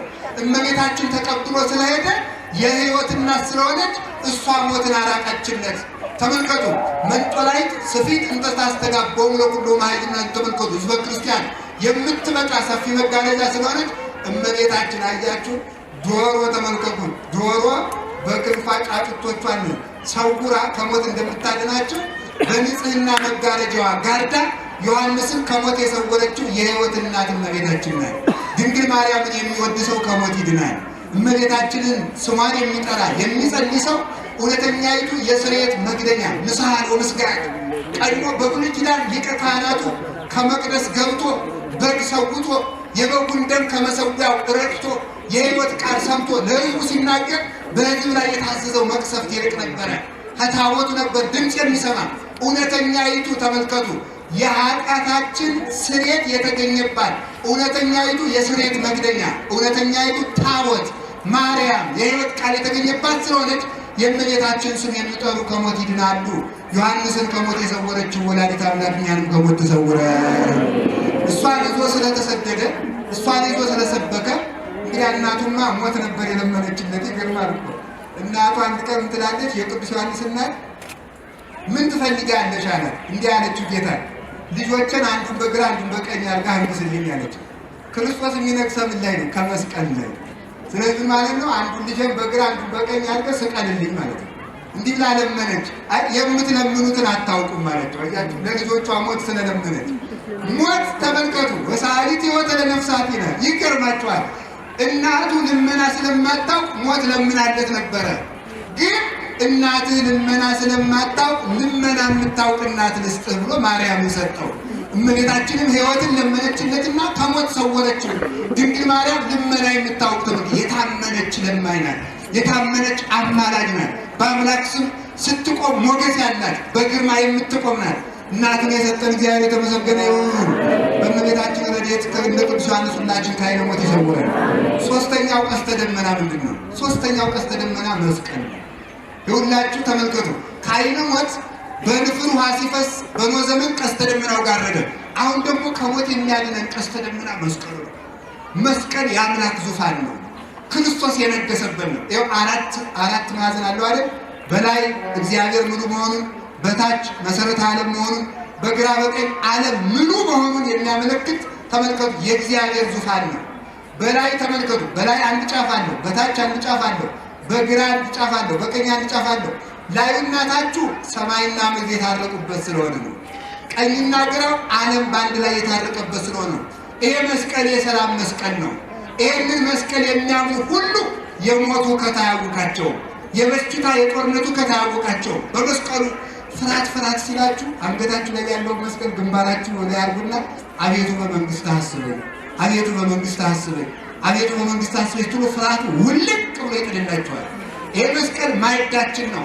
የሕይወት እንጀራ ያገኘንበት፣ የሕይወት ፍሬ የጠገምንበት የመስቀል ጸጋ ይላል ቅዱስ ያሬድ። መስቀል አፈራ እናንተ ይላል። ወዮ እንደምን ድንቅ ነው! መስቀል አፈራ። በርሱላችሁ መስቀል አፈራ በሉ። የሕይወት ፍሬ ክርስቶስን አፈራ። ዮሐንስ ሞትን ያሸነፈው መስቀሉን ተሸክሞ ነው። በመስቀሉ የመፈጠራችን ምስጢር እኮ ነው። ሰው ሲቆም ይኸውላችሁ ከራሱ እስከ እግሩ አንድ ቋሚ፣ እጁን ሲዘረጋው አግዳሚ። ሰው በተፈጥሮ እኮ መስቀል ነው። ክርስቲያኖችን አንገታቸው ላይ ያሰሩትን መስቀል በመበጠስ ክርስቲያንን ማጥፋት አይቻልም። ለምን? ሰው ሲቆም ራሱ መስቀል ስለሆነ ማለት ነው። ሰው መቆሙ በራሱ የማያምኑ ሰዎች ለበደላቸው ምክንያት የላቸውም። ስለ መስቀል አናምንም፣ ስለ መስቀል አልተማርንም፣ ስለ መስቀል አላነበብንም ቢሉ እንኳን ተፈጥሯችሁ መስቀል አይደለም፣ አይታችሁ አታምኑም ብሎ ይፈርድባቸዋል። ተፈጥሯችን መስቀል ነው። ፍጥረታችን የሚጠብቀን እሱን ነው። የቅዱስ ዮሐንስ አምላክ እኛንም ከዓይነ ሞት ይሰውረን። ማማተብ ጥሩ ነው። እውነቴን ነው የምነግራችሁ። እጣታችሁን በትክክል አመሳቅላችሁ ዝም ብሎ እንዲህ ማለት አይደለም። በትክክል አመሳቅሎ መስቀል መስራት አጋንንትን ድል ይነሳዋል። አንድ ጊዜ አማቱ በሉ። በስመ አብ ወወልድ ወመንፈስ ቅዱስ አሐዱ አምላክ። ከላይ እኮ ስንጀምር በስመ አብ ብለን ከግንባር ስንጀምር ግንባር መካነ አእምሮ ነው። ኋላ ሐሰተኛው ክርስቶስ ሲመጣ ስሙን የሚያስነቅሳቸው ከምን ላይ ነው? ከግንባር ላይ ነው። አእምሮን ስለሚቆጣጠር፣ ናላን ስለሚቆጣጠር፣ አእምሮን የሚቆጣጠረውን ሰይጣን አርቅልኝ ለማለት ከግንባር ይጀምራል። ከዚያ በኋላ በልቤ ያደረውን ሰይጣን ደግሞ አርቅልኝ ወደ ታች እንወርዳለን። በግራ አድሮ ተመልኮ በግራ የሚመጣውንም አርቅልኝ፣ በቀኝ የሚመጣውንም አርቅልኝ። ወይም ደግሞ ምን ማለት መሰላችሁ? አእምሮዬን ተቆጣጥሮ ልቤን ጨልጦ ገርግቶ ወደ ግራ ሲኦል ከሚወስደኝ ሰይጣን አድነን ወደ ቀኝ ገነት መልሰኝ ማለት እኮ ነው። እንዲህ የሚያድን ስለሆነ በዚህ መስቀል እንመክናለን። መስቀል ኃይል ጋሻ መሰረታችን ነው። በእውነቱ ማለት በመስቀል ሁሉም ነገር ድል እንነሳዋለን። ዮሐንስ ያሸነፈ በዚህ ነው። እኛም ሞትን ለማሸነፍ ያብቃል። አሜን በሉ እንጂ። እግዚአብሔር ከሁላችን ጋር ይሁን። የምትጠሉትን ብቻ ሳይሆን የምትወዱትን ነገር ስታገኙ ማማት ነው። አሁን የናፈቃችሁ ዘመን እንግዲህ ይመጣል። የጥምቀት አይደል? ዝም ብሎ ዘሎ መሳሳብ አይደለም። ገና ሲመጣ በማማት ነው። በስመ አብ ወወልድ ወመንፈስ ቅዱስ ምን ተሰጥቶት እንደሚመጣ አይታወቅም። ባልም የሆነ ቤት ስትገቡ ሚስትም ባል ሲመጣ ማማት ነው። ሰው ስጦታ አሁን የምትወዱትን ሱፍ አሰፍቶ ቢሰጣችሁ ወንበር አሰፍቶ ቢሰጣችሁ ምንም ቴሌቪዥን ሊያመጣላችሁ ምንም ነገር ስትቀበሉ አማትባችሁ ወደ ቦታም ስትሄዱ አማትባችሁ በመስቀል አማትባችሁ ከወጣችሁ ከዚያ በኋላ መከራ ቢመጣ እንኳን የአክሊል መከራ የሚመጣላችሁ የማይደቅም መከራ ይመጣል። በመስቀሉ ዓለምን ሁሉ ድል እንነሳዋለን። አይዟችሁ፣ የመስቀሉ ኃይል በሁላችን ላይ ጸንቶ ይኑርልን። ሌላስ እምንድን ምን አድርገን ነው? አንድ ነገር ልንገራችሁ። ንጽህና በሉ፣ ንጽህና በሉ። ዮሐንስን ከሞት የሰወረው ምኑ ነው ካላችሁ፣ ንጹህ ሰው ነበር። ፍጹም ንጹህ፣ ድንግልና የተከበረ። ይገርማችኋል። ዓለምን ያጠፋው ምንድን ነው ካላችሁ፣ መጀመሪያ ሞት ጎዳና አለው። ለምሳሌ አሁን ወደ ባችሁ ወደሱ ዘወር በላባት ምን ያላችሁ ሞት የሚመጣ በምን ጎዳና ነው ስትሉ፣ ሞት የሚመጣ በኃጢአት ጎዳና ነው። በኃጢአት በኩል ምን ይመጣል? ሞት ይመጣል። አዳም ኃጢአት ሲሰራ ሞት መጣ። በንጽህና ደግሞ ምን ይመጣል? ሕይወት ይመጣል። አሁን ሔዋን እናታችን ስትበድል ኃጢአት አጎሰቆላት። በእሱ አድርጎ ምን መጣ? ሞት። ድንግል ማርያም እናታችን ንጽሕት ስለሆነች በንጽህና ሕይወት ይመጣል። በእሷ ምን መጣ? ሕይወት መጣ ማለት። በንጽህና ሕይወት ይመጣል። ከዚያ እሳ ተመልከቱ፣ በኃጢአት ሞት ይመጣል። አሁን ሞት የረከሰ ለምንድን ነው? ኃጢአት በዝቶ። ሕይወትን የሚያመጣውስ ምንድን ነው? ንጽህና። ዝም ብሎ በመሰብሰብ መንደር ለመንደር በማውደልደል በመፎከር ሕይወትን ማምጣት አይቻልም። ሕይወትን የሚያመጣው ንጽህና ነው። ሁላችንም ረክሰናል፣ እንንጻ። ሁላችንም ጎስቁለናል፣ መንጻት አለብን። ከውስጥ እስከ ውጭ ድረስ ሁላችንም ጉድፋችን መጠረግ አለበት። ንጹህ ከሆነ እናሸንፋለን። እና ቅዱስ ዮሐንስ ንጹህ ሰው ነበር። ከንጽህናው የተነሳ ጌታንም ይመስል ነበር። በቅድስና ጌታን ወደው በንጽህናው ነው። እንደውም ምን ይላሉ አባቶቻችን? ንጹህ ለንጹህ ይሰጣል ይላል። እስኪ ንጹህ ለንጹህ በሉ። ካሉ ራሱ ያብ ቅዱሳት ለቅዱሳን ነው። ቅዱሳት ሥጋው ደግሞ የሚገቡ ለተቀደሱ ሰዎች ነው ይላል። ስለዚህ ምን እንደዚህ ስላችሁ ደግሞ እኔ ቅዱስ አይደለም አልቆርም አይባልም። በንስሐ የተቀደሰ ማለት ነው። አሁን ንጹህ ለንጹህ የሚገባ ከሆነ እንደው ከሌሎች ሐዋርያት ለይቶ ክርስቶስ እናቱን ለዮሐንስ የሰጠው ለምንድን ሲባል ንጹህ ለንጹህ ይገባልና እሱ ንጹህ ስለሆነ ንጽሕት እናቱን ለሱ ሰጠው ይላል። ንጹህ ለንጹህ ይሰጣልና ፍጹም ድንግል ነው። እንደውም ከዕለታት አንድ ቀን እንደው ከዚህ ሁሉ ሰው ንጹህ ማን ነው አለ ቅዱስ ዮሐንስ። ጌታ ነው እንዲህ ያለ አላ ዮሐንስ በጣም ፍጹም ድንግል ስለሆነ እንደው እናንተ እንደው እንጂ ሌላ ማምን ሰው ነው ብለህ ነው አለ። አያችሁ፣ ተመልከቱ። የዋህ ነው። ቅድስናውን አይቶ የራሱን ንጽህና አይቶ ዓለምን ስለማይመኝ አይ እንዲህ ያለማ ነው ብሎ ጌታም ሲተካከሉት አይወዱም። በዚያን ዕለት በሕልሙ መሰናክል ገጥሞት አደረ። አይ ጌታዬ ካንተ በቀር ንጹህ የለም አለ። ከዚያ በኋላ እንዲህ ሲል የጌታን መታጠቂያ ብድግ አድርጎ ታጠቀው ይላል። የጌታን መታጠቂያ ሲታጠቀው ፍትወት እንስሳዊት እንዳልተፈጠረ ሆኖ ጠፋለት። እንዳልተፈጠረ ማለት ነው። ፍጹም የኃጢአት ፍላጎት ከሰውነቱ ተነቅሎ ጠፋለት። ሰይጣን የዓለም ምኞት ሁሉ ከህሊናው ተነቅሎ ጠፋለት። አሁን ተመጥቶ ፍትወት በሌለበት ኃጢአት የለም፣ ኃጢአት በሌለበት ሞት የለም። ስለዚህ ዮሐንስ ወንጌላዊ ከትንሣኤ አስቀድሞ ከሞት የተሰወረበት ምክንያት ሰይጣን በሱ ላይ ርስት ስለሌለው ነው። የሰይጣን ርስት በሌለበት የሞት ርስት የለም። የሰይጣን ርስቱ ኃጢአት፣ ተመልከቱ፣ ፍትወት። የሞት ርስቱ ኃጢአት ነው። ሞት የሚገባ በኃጢአት በር ነው። ኃጢአት ስለሌለበት ሞት ሳይዘው ጥር 4 ቀን ሞትን አይኑን ድርግም አድርጎ አባታችን ቅዱስ ዮሐንስ ተሰወረ። ንጽህናው ሰወረው። ሁላችንም በንጽህና እንድንሰወር አንድ ነገር ልንገራችሁ። እናንተም ከሞት መዳን ትፈልጋላችሁ አይደል? ተጠበቁ፣ ተጠምቃችኋል። ቆዳው ሥጋው ደግሞ ተቀበሉ። ክርስቶስን በፍጹም ልባችሁ መኑት፣ አትፍሩ። እውነቴን ነው። ከዚያ ቀጥሎስ ምን ማድረግ አለብን? ንጹህ መሆን አለብን። እንደገና ደግሞ የዮሐንስ ወንጌልን ጸልዩ። አሁን እዚህ የተሰበሰባችሁ ሁሉ ዛሬ በቅዱስ ዮሐንስ ስም ነው የምለምናችሁ። ሁላችሁም ዮሐንስ ወንጌል መጸለይ አለባችሁ። እሺ በሉ። ዮሐንስ ወንጌል ከጸለያችሁ ዝሙት አይሰለጥንባችሁ፣ እንቅልፍ አያጠፋችሁ፣ አያጠቃችሁ፣ ክፋት አያሸንፋችሁ። እንዲያው ሌላው ቀርቶ በሕሊናችሁ አድሮ ኃጢአት ስራ የሚለው ክፉ ሕሊና ሁሉ ተነቅሎ ይጠፋላችኋል። ዮሐንስ ወንጌል እንዲያውም በገዳም አሁን መነኮሳት ዝሙት ድል እንዳይነሳቸው መጀመሪያ የሚመከሩ ምንድነው? ዮሐንስ ወንጌል ጸልይ ነው የሚባለው። ዮሐንስ ወንጌል የሚጸልይ ሰው ሞት አያሸንፈው፣ ኃጢአት አያሸንፈው። ቅዱስ ዮሐንስ ወንጌላዊ ታላቅ ባለውለታችን ነው። ታቦት ቢጠፋ የዮሐንስ ወንጌል ታቦትን ተተክቶ ይቀደስበታል። ይገርማቸዋል። ታቦትን ተክቶ እንደ ታቦት ይቀደስበታል፣ እንደ ታቦት ይከበራል። ዮሐንስ ወንጌል የሚጸልይ ሰው ታቦት ከቤቱ እንዳለለት ነው የሚከብረው። ቆሞ ሲጸልይ ከቆመበት ቦታ ላይ የብርሃን ምንጣፍ ይነጠፍለታል፣ ሰራዊተ መላእክቱ ይከቡታል። ስለዚህ 21 ምዕራፍ አለው ዮሐንስ ወንጌል። ለሰባት ቀን ብትታካፍሉ 3 ምዕራፍ ይደርሰዋል። 3 ምዕራፍ ከጸለያችሁ ከሱስ ነፃ ያወጣችኋል። አላስወጣ ካላችሁ የኃጢአት ማሰሪያ ሁሉ ፈልቅቆ ያወጣችኋል። የቅዱስ ዮሐንስ አምላክ ሁላችንም ከክፋት ማሰሪያ ያወጣል፣ እኛንም ከሞት እጅ ያድነን። በእውነት ማለት ነው። አላችሁ የላችሁ? የመጨረሻው ምንድን ነው? ትንሣኤ ልቡና ነው። ንጽሐ ልቡና ሰውን ከኃጢአት ይሰውረዋል።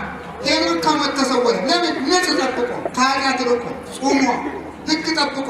ሌላው ከሞት የሚያድን ምንድን ነው? ሕግ መጠበቅ ነው። አማን አማን እብለክሙ ብሏል አለ ዮሐንስ ራሱ እንደነገረ ዮሐንስ 8 ላይ አማን አማን እብለክሙ ዘአቀበ ቃሌ ይቆም ወደ ሞት። ሕጌን የጠበቀ ሰው፣ ቃሌን የጠበቀ ሰው ሞትን አይቀምስም ጌታ ነው ያለ ዮሐንስ 8 ላይ። ቃሌን የጠበቀ ሞትን አይቀምስም። ዛሬ ሞት ትንሽ ትልቁ የሚቀሰፈው ሕግ አፍራሾች ስለሆነ ነው። በቤተ ክርስቲያን ሕግ እየፈረሰ ነው። በቤተ መንግስት ሕግ እየፈረሰ ነው። በትዳር ሕግ እየፈረሰ ነው። ወጣቱ ሕግ እያፈረሰ ነው። መነኮሳቱ ሕግ እያፈረሰ ነው። በገዳም ሕግ እየፈረሰ ነው። ነጋዴውም ሌባ ነው። ሁላችሁም በእውነቱ ማለት ነው። ምን አባቦላችኋል? እዚህ ሌባ ያልሆነ ሰው የለም። አይናችን ሌባ፣ እጃችን ሌባ፣ እግራችን ሌባ፣ ልባችን ሌባ፣ ውሸታሞች ነን በእውነቱ ማለት ነው። ይሄ ነው ሕግ ስለምናፈርስ፣ ስርዓተ ቤተክርስቲያን ስለምንጥስ፣ ተነግረን ስለማንሰማ፣ በአለባበሳችን፣ በአመጋገባችን፣ በትዳሩ ስርዓት እየተጣሰ ገዳም ሕግ እየተሻሻለ እናንተ ናችሁ ሕግ የምትሻሻሉት። የከተማ ሰው ያደርጋል። የከተማ ሰው ደናቅሎ የነበረው መነኩሴ ይሄዱና ገዳም ብለው አባትን ከወት ውስጡን መቀበል። ከዚያ በኋላ ሰ ምን ላምጣልዎት? አረዳው አይገባም። ምን ማያስፈልገኝ ልጅ ቆይ ለጨጓራዎት አበሽቱን ደግሞ እንትኒቱን ደግሞ እንትኒቱ። ከዚያ በኋላ መቅመስ ይጀምራል። ዓለም ይቀምሳታል። መነኩሴ ሲቀምሳት ደግሞ ስትገገፍ ደግሞ ቋንጣይቱን ቅጥቅጥ አድርጋ በአገልግል ላይ ይዛለት ትሄዳለች። ሁለት ማለት እሰይ እናት እግዚአብሔር ይባርክሽ ቀድም መብላት። ከዚያ በኋላ አንዳንድ ቀን ደግሞ እየመጡ ከተማ የሚጠይቁን አባ እሺ። ከዚያ በኋላ ሲመጡ መጥተው ይቀራሉ ማለት ነው። ተባለ ይሄም ችግር ስርዓትን ለመነኮሳት ያዘን እየመሰለን ገዳም የምናበላሽ እኛ እኮ ነው። ገዳሙን የምንፈታው የማይገባ ነገር እየወሰድን ሽቱ ተረጭታችሁ ገዳም ትሄዱና መነኩሴው ሽቱ እንዲገዛ ታደርጉታላችሁ። እውነቴን እኮ ነው የምነግራችሁ። ሰው እኮ ያየውን ነገር ይመኛል። የመነኩሴ አይምሮ እንደ ሕፃናት አይምሮ ነው። እንዳልተጻፈበት ንጹህ ወረቀት ነው። ያየውን ሁሉ ይመኛል። ለምን? ባዶውን ስለሚኖር ያየው ነገር ሁሉ ስስት ያድርበታል። ገዳሙን እየፈታን ስርዓተ ቤተክርስቲያን እያበላሸን ክህነቱን እያበላሸን አንዳንድ ካህናት ንገራችሁ ከዛሬ በኋላ ሕግ አታፍርሱ። ሴቶቹም ስንት ነገር እያበላሻችሁ ነው። ማምላክ ያበናቱን ብቻችሁ ሆናችሁ ቤታችሁ ጸበል ጭል እያላችሁ እየጠራችሁ ካህናቱን እየጠራችሁ ክህነት የምታስጠሩ የላችሁ። ያቋቋም ተማሪውን የድጓ ተማሪውን ድርሳና ነው እንዲህ ብላችሁ ስጠሩ ብቻውን እየጠራችሁ በኃጢአት የምታሰናክሉ የላችሁ አላችሁ። ከመቼ በኋላ እየጠራችሁ ሰውን እኮ ወገኖቼ ሰውን ንጹሕ አድርጎ የሚያኖረው ጊዜና ቦታ ነው። ጊዜና ቦታ ከተመቻቸለት ማንም ሰው ወዳቂ ነው።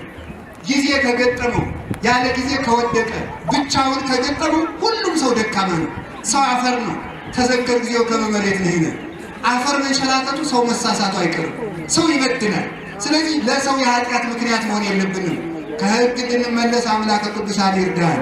ሕግ ስንጠብቅ እግዚአብሔር ሕይወታችን ይጠብቃል። ዮሐንስ ሕጉን ጠብቆ ያዘዘውን የክርስቶስን ወንጌል ጠብቆ በመኖር ንጹሕ ሐዋርያ ዮሐንስ ሕግ መጠበቁ ከሞት አፍ ጠብቆ ከሞት ተሰወረ። እናንተንም ከዓይነ ሞት ይሰውራችሁ፣ ሁላችንም ይሰውረን። ሌላው ምንድነው? ትንሣኤ ልቡና ነው። በትንሣኤ በዛቲ ዕለት እንተ ትቀድም መጽአ፣ በመጀመሪያው ዕለት የተነሳ ሰው ሞት በሱ ላይ ስልጣን የለውም ማለት ምንድነው? ትንሣኤ ልቡና ነው። ትንሣኤ ልቡና ምንድነው? ለፍቅር፣ ለመታረቅ፣ ለእርቅ፣ ለቅድስና ክርስቶስን ለመውደድ የተነሳ አንድም ለንስሐ የተነሳ ልቡና፣ አንድም ደግሞ ለሥጋው ለደሙ የሚፋጠን ልቡና። ትንሣኤ ማለት ይሄ ነው። የሰው ልጅ ሁለት ትንሣኤ ነው ያለው።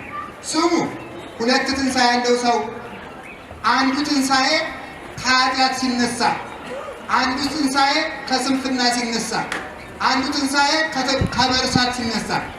እለትነብሩ ተንሥኡ፣ የተቀመጣችሁ ተነሱ ይላል ዲያቆን። በሉላችሁ የተቀመጣችሁ ተነሱ በሉ ድገሙት። ምን አላችሁ?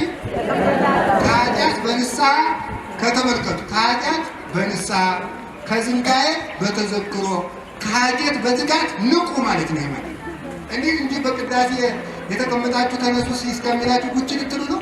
በቅዳሴ መቀመጥ አይቻልም ከአረጋውያን ከታመሙና ከሕፃናት በቀር ይላል ትርጓሜያችን።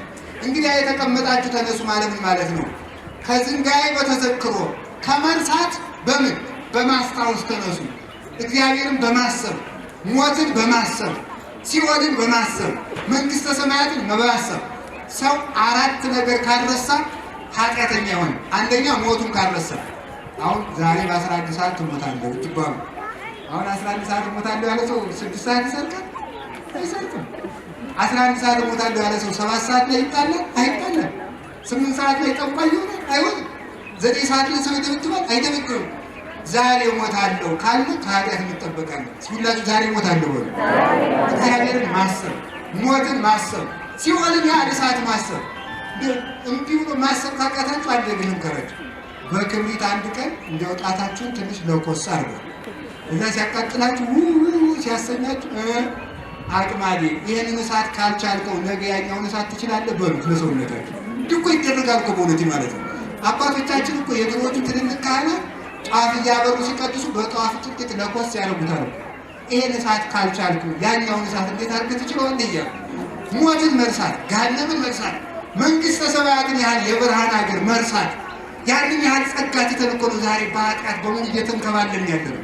ስለዚህ ትንሣኤ ቀድመው የተነሱ ኋላም ይነሳሉ በሉላችሁ። ቀድመው የተነሱ በሉ ኋላም ምን ይላሉ? የመጀመሪያው ትንሣኤ ምንድን ነው? አንደኛው ከመርሳት መነሳት፣ ሁለተኛ ከስንፍና መረስ። አሁን እኮ ሰው ስንፍናው እኮ ይገርም አምላክ ስንፍናውን አይታችሁታል? የእናንተ ማለት ነው።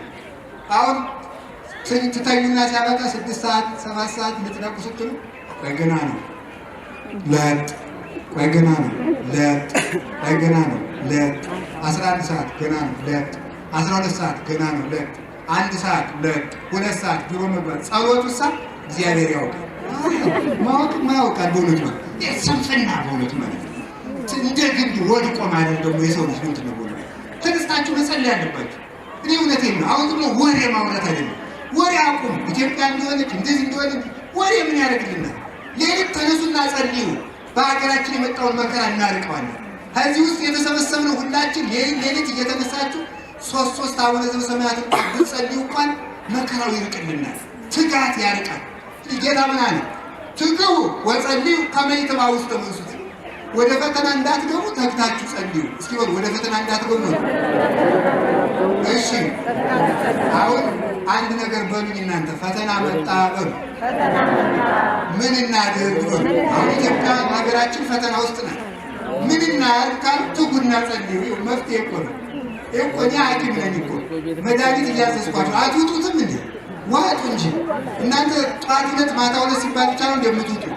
እኔም እኮ መድኃኒት እያዘዝኳችሁ እኔ ሐኪማችሁ እኮ ነኝ። ካህን እኮ ሐኪም ነው ማለት ነው። እዚህ የተሰበሰቡት አበው በሙሉ ካህናት መስቀል ያላቸው መነኩሴ ብቻ አይደለም፣ መስቀል የያዙ ካህናት በሙሉ ሐኪም ናቸው። አሁን እኔ መድኃኒት እያዘዝኳችሁ ነው። መድኃኒዓለም ያዘዘኝ መድኃኒት ማለት ነው። ምን አልኳችሁ?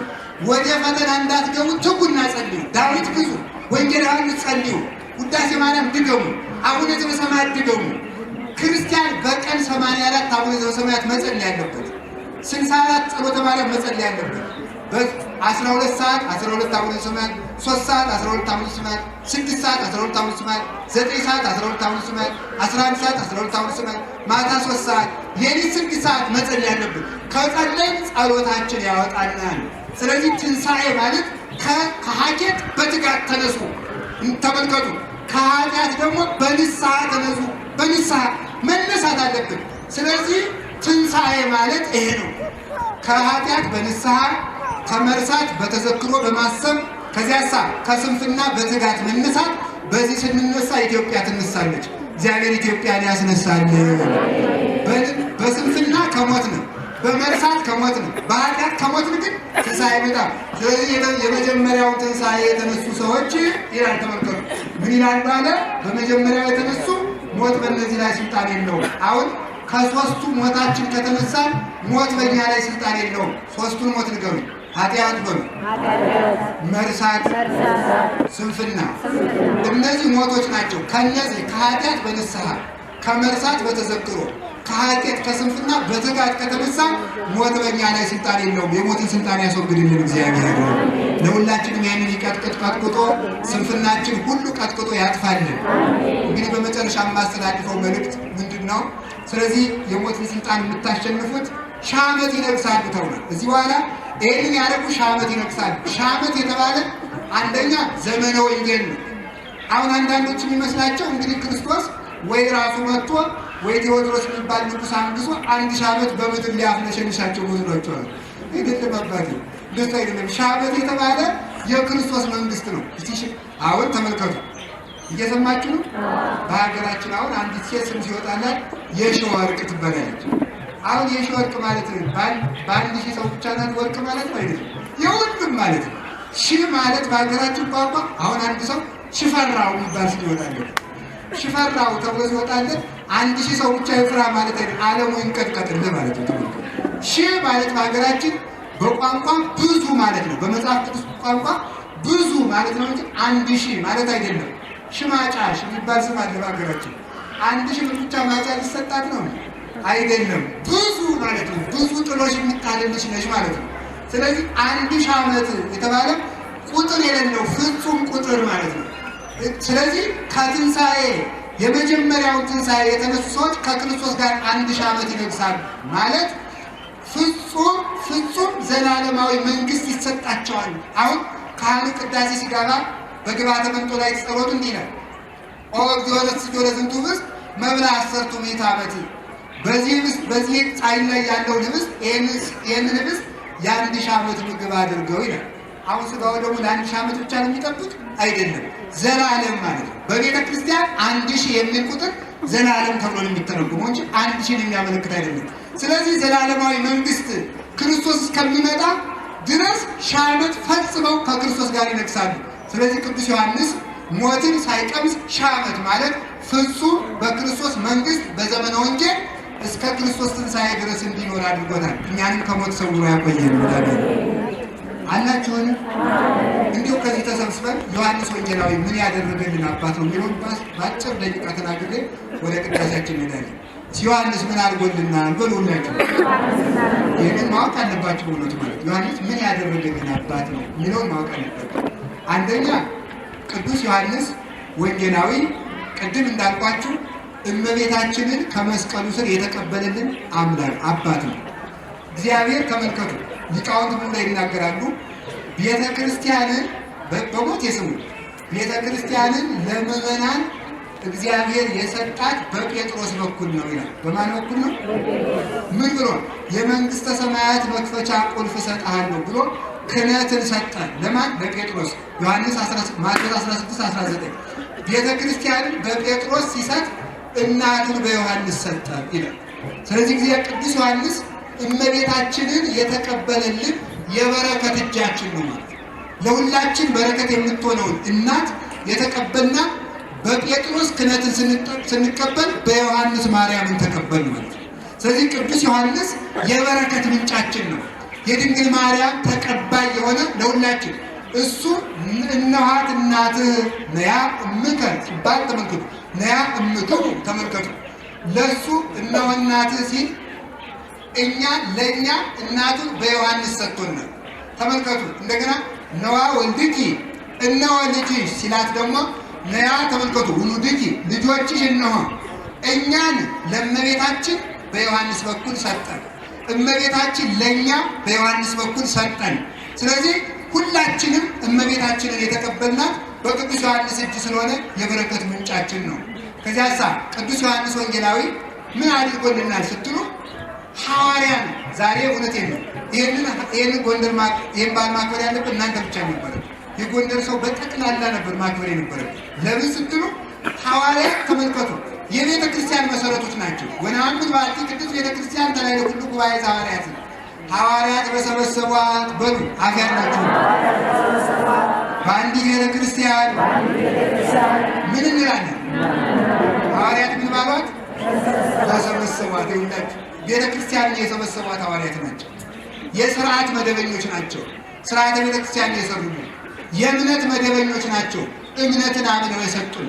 የክህነት መደበኞች ናቸው። ክህነትን ተቀብለው የሰጡን። የቁርባን መደበኞች ናቸው። ቆርበው ያቆረቡን። የወንጌል መደበኞች ናቸው። ተሰብከው የሰበኩን። የሕይወት መደበኞች ናቸው። ኑረው ያኖሩን። ስለዚህ ቅዱስ ዮሐንስ የቤተ ክርስቲያን መሰረት ነው። አምደ ቤተ ክርስቲያን ነው። ተመልከቱ። ስለዚህ መሰረት በመሆኑ ዛሬ እንዲያለ ቅዱስ ጳውሎስ ኤፌሶን ምዕራፍ 2 ቁጥር 20 ላይ ዲበ መሰረተ ነቢያት ወሐዋርያት ታነጽክሙ፣ በነቢያትና በሐዋርያት መሰረት ላይ ቆማችኋል፣ ታንጻችኋል። ካለ በኋላ ምን አለ መሰላችሁ? ወእብነ ማዕዘን ትሰለሊሁ እግዚእነ ኢየሱስ ክርስቶስ፣ የማዕዘኑ ራስ ደግሞ የመሰረቱ ድንጋይ ክርስቶስ ነው። በነቢያትና በሐዋርያት መሰረት ላይ ቆማችኋል። ዛሬ በመሰረታችን ላይ የቆምንበት ነው። ሐዋርያት የቤተ ክርስቲያን መሰረቶች ናቸው። የቤተ ክርስቲያን መደበኞች ናቸው። የቤተ ክርስቲያን ጽዋ ቀማሾች ናቸው። የሰማዕትነት ጀማሪዎች ናቸው። የወንጌል እሸት ቀማሾች ናቸው። ያንን እሸት ነው ዛሬ እየለቀምን የምንበላው። ሐዋርያት የቀመሱትን ይሄ ነው።